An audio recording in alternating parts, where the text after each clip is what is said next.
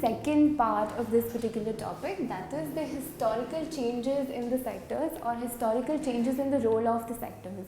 Okay, this particular symbol here stands for change. Okay, yeah, right, there we go. So basically अगर आप किसी भी country का initial stages of development पे focus करेंगे या फिर जब इंडिया नया नया इंडिपेंडेंट हुआ था तो इट्स अ जनरल ऑब्जर्वेशन, बहुत सारी कंट्रीज़ को अगर आप देखें तो आपको जनरली यही समझ में आता है कि इनिशियल स्टेजेस में एग्रीकल्चरल सेक्टर बहुत इंपॉर्टेंट होता है।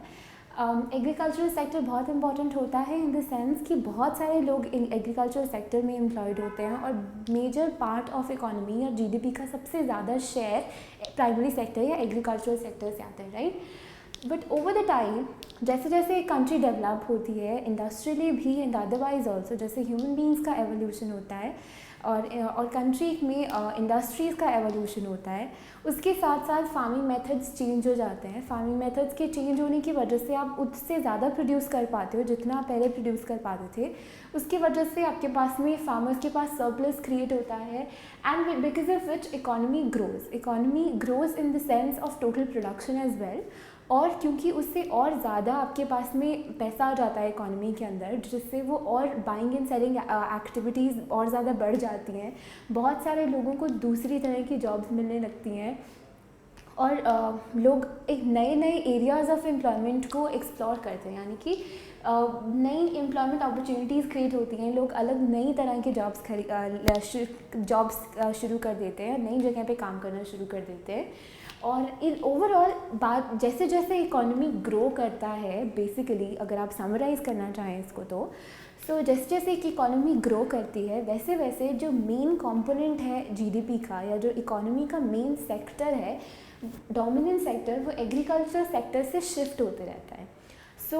इस शिफ्ट के अंदर जो दो स्टेजेस आ सकती हैं, फिर या तो सर्विसेज ज़्यादा इम्प्रूव होने लग जाए या फिर मैन्युफैक्चरिंग इम्प्रूव हो जाए या industrial sector secondary sector improve हो जाए जैसे चाइना में हुआ था, या फिर डायरेक्टली सर्विसेज इम्प्रूव हो जाएँ जैसे इंडिया में हुआ है, राइट।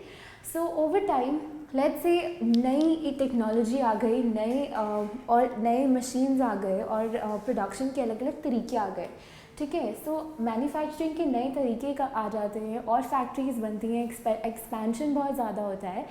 इसके अंदर the new jobs which are created then, और जो नई जॉब्स इस पर्टिकुलर सिचुएशन में क्रिएट होती हैं वो होती हैं सेकेंडरी सेक्टर या प्रोडक्शन सेक्टर के अंदर जॉब्स, ठीक है।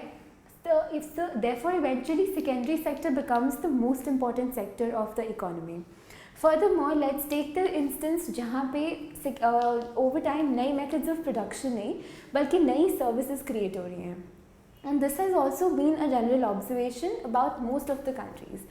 उसमें क्या हो रहा है कि लेट्स से इंडिया का एग्जांपल लो तो पिछले 100 सालों के अंदर बहुत ज़्यादा नई तरह की सर्विसेज क्रिएट हुई हैं, यानी कि लोगों को एजुकेशन बहुत ज़्यादा मिलने लगी है।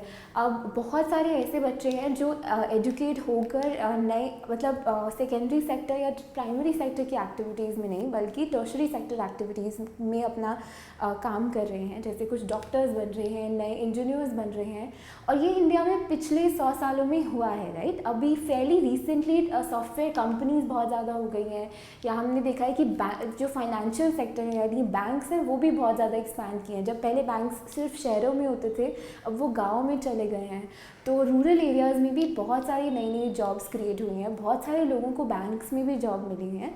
एंड देयरफॉर जो सर्विस सेक्टर है वो हम कहते हैं कि इंडिया में बहुत ज़्यादा स्ट्रॉन्ग हुआ है। इंडिया में इवेंचुअली जब हम इंडिपेंडेंट हुए थे 1947 में, तब एग्रीकल्चर सबसे ज़्यादा इम्पॉर्टेंट सेक्टर था, क्योंकि एग्रीकल्चर में सबसे ज़्यादा लोग काम करते थे और एग्रीकल्चर इकोनॉमी में सबसे ज़्यादा कंट्रीब्यूट करता था, जीडीपी में सबसे ज़्यादा कंट्रीब्यूट करता था। पिछले 100 सालों के अंदर ये जो शिफ्ट है, आज भी हम देखते हैं कि ज़्यादा लोग जो एम्प्लॉयड हैं वो तो एग्रीकल्चर सेक्टर में ही एम्प्लॉयड हैं, जिसके बहुत सारे रीजंस हैं जो हम नेक्स्ट टॉपिक में पढ़ने वाले हैं। लेकिन 2003 के डेटा के अकॉर्डिंग, जो आपके एनसीईआरटी टेक्स्ट बुक में भी है, उसके अकॉर्डिंग जो जीडीपी का शेयर है वो टर्शरी सेक्टर का बहुत ज़्यादा बड़ा है और टर्शरी सेक्टर अब एक नया डोमिनेंट सेक्टर बन के इमर्ज हुआ है, right. So the historical changes in the role of a sector, they not only tell you about what sector is becoming dominant in terms of production, but they also tell you कि economic activities की nature कैसे कैसे बदल रही है India में, या कैसे बदल रही है किसी भी कंट्री में। जहाँ पे लोग पहले एग्रीकल्चर को या फार्मिंग को, फैमिली बिजनेस को ज़्यादा इंपॉर्टेंस देते थे, वहाँ पे लोग एजुकेशन को इंपॉर्टेंस देने लगे हैं, और लोग सर्विसेज को भी इक्वल एम्प्लॉयमेंट अपॉर्चुनिटी की तरह देखने लगे हैं। और अब बहुत सारे लोग हैं जो सर्विसेज में जाना चाहते हैं और टर्शरी सेक्टर की एम्प्लॉयमेंट सीख कर रहे हैं।